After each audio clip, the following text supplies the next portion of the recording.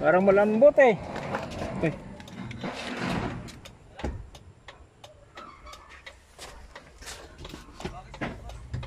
Ha? Wala pang tawag.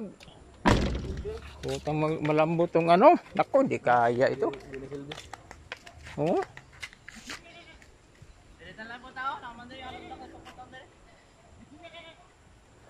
Nakakatakotan na lang. Iibig na rin namin yung lubot yun. Trikotog yun. Hindi magsilbi, malubong daw siya. Patay tayo dyan. Dili kayo. Iibig na rin ang lubot yun. Pero sa una, sangkot mga gusto mo, isur mga to. Oo, dulo pa yan. Layo pa sa dulo. Oh? Ito, malayo pa pala dito mga idol. Oh. Saan na ba yung naglalakad? Malayo pa pala ito. Dulo pa yung dulo. Layo pa yan. Nako. Sana man yung mga par. Mauna ni atong deliveran mga par. Oh.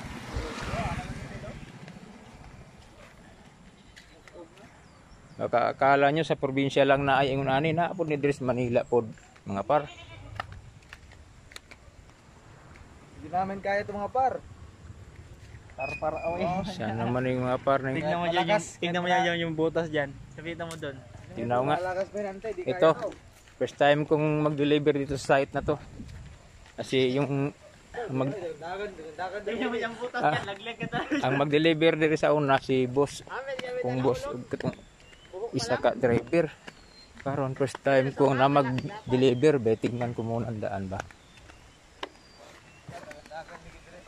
Ah, ito yung butas na sinasabi nyo. Oo, hapit mo lang mga hog. Nasa tabi ng daanan. Ayun.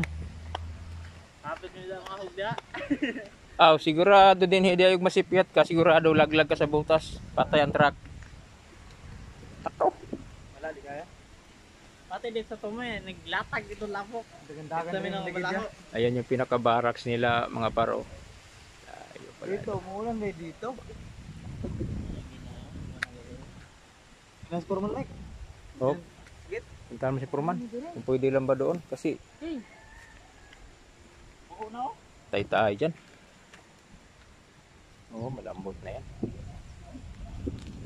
Dito okay. Naglatag dito. O lang to mga par. Marami nagkaroon. Ako lang video mga parang akong ang site nga deliveran ako mga par ba.